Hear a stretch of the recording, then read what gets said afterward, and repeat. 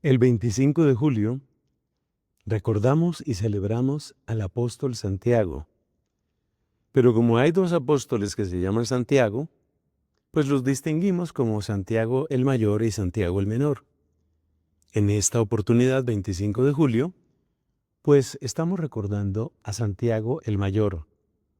Era hermano de Juan y podemos decir que dentro del grupo de los apóstoles gozó de particular cercanía con nuestro Señor Jesucristo, porque hay varios pasajes en los que encontramos que Cristo se rodea de estos tres apóstoles que voy a decir: Pedro, Santiago y Juan. Y algo muy interesante es observar que Santiago y Juan, ya dije que son hermanos, pero Pedro también tenía un hermano de sangre que se llamaba Andrés. Y sin embargo, pues no se nos presenta Pedro y Andrés, Santiago y Juan, sino eran solo tres los que en varias oportunidades estaban con Cristo. Y esos tres eran, ya lo dije, Pedro, Santiago y Juan.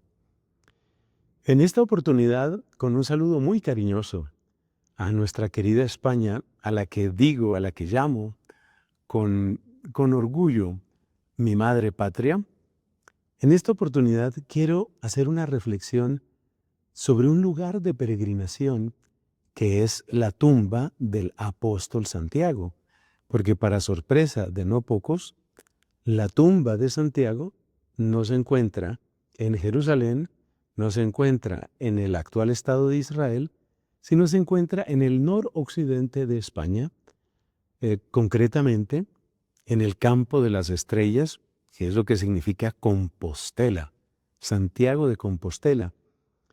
Y ese lugar que he tenido ocasión de visitar, bendito sea Dios, pues desde hace siglos y siglos ha sido fuente de conversión espiritual, particularmente a través de algo que se llama el Camino de Santiago.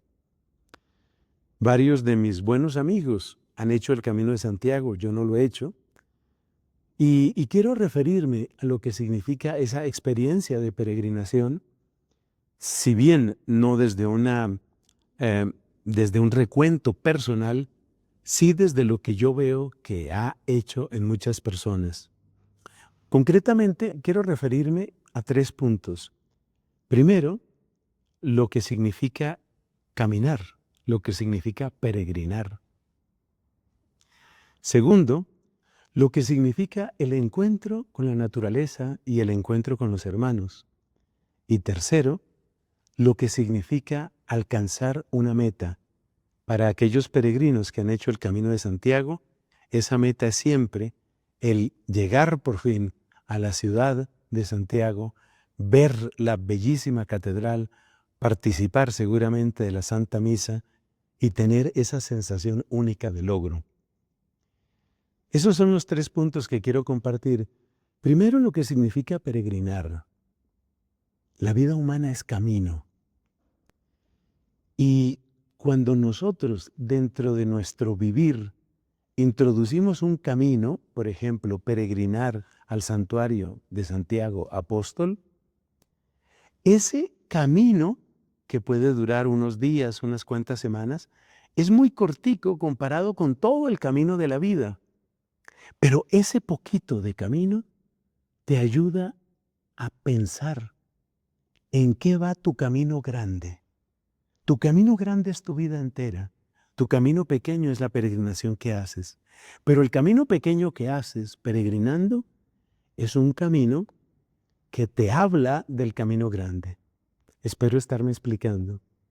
Y esa es la virtualidad que tienen las peregrinaciones que, particularmente desde la Edad Media, han marcado tanto de la fe de tantos católicos.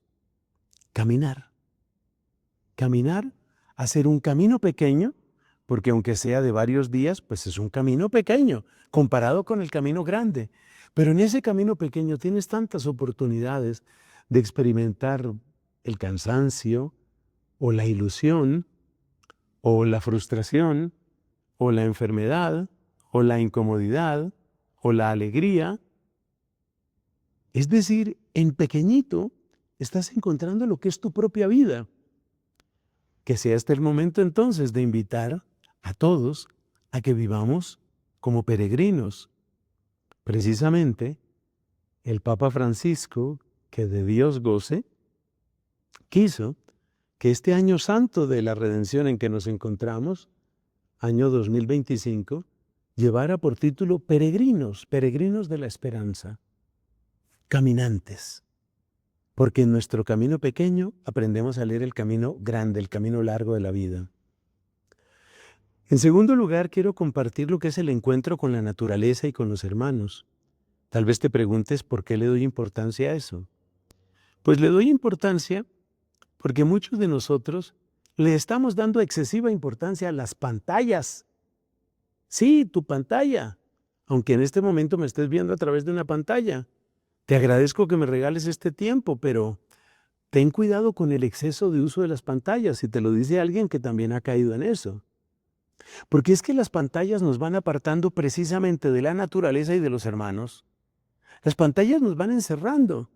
Nos encerramos en eso que decimos todos en inglés, scrolling, ¿no? Es estar pasando un video, otro video, otro video. Y estamos encerrados en nosotros mismos, en el pequeño gusto, en la microdosis de dopamina que nos da ver algo simpático, por ejemplo. Y nos descuidamos también del encuentro con la naturaleza. Algo que comentan todos los que han hecho peregrinaciones de varios días, por ejemplo, el Camino de Santiago, algo que comentan todos ellos es cómo el encuentro con la naturaleza siempre nos hace reflexionar, siempre refresca, siempre renueva nuestro corazón. Efectivamente, en la naturaleza, de alguna manera nos acercamos a la mano creadora de Dios. Por supuesto que la mano de Dios creadora está en todo, porque Él es el único creador y el único que conserva en la creación. Pero en la naturaleza, para nuestro ánimo muchas veces desgastado, muchas veces estragado por tantas experiencias, torcidas incluso, ver la frescura, ver la belleza de la naturaleza nos renueva. Entrar en una conversación inesperada con alguien que no nos imaginábamos nos renueva. Es decir, que esa es una oportunidad que tiene ese tipo de peregrinación. Y no se nos olvide otro bien, que es el tercero que quiero destacar, y es la sensación de logro. En el ciclismo había una expresión que se usaba, creo que eso le cambiaron ahora la terminología, yo no soy experto en deportes, pero en mis tiempos antiguos a eso se le llamaban las metas volantes.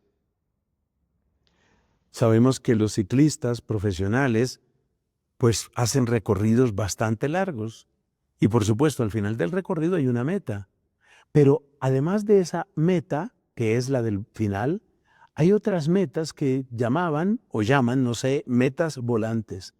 Son como logros parciales y nosotros los seres humanos sí que necesitamos eso, sí que necesitamos logros parciales.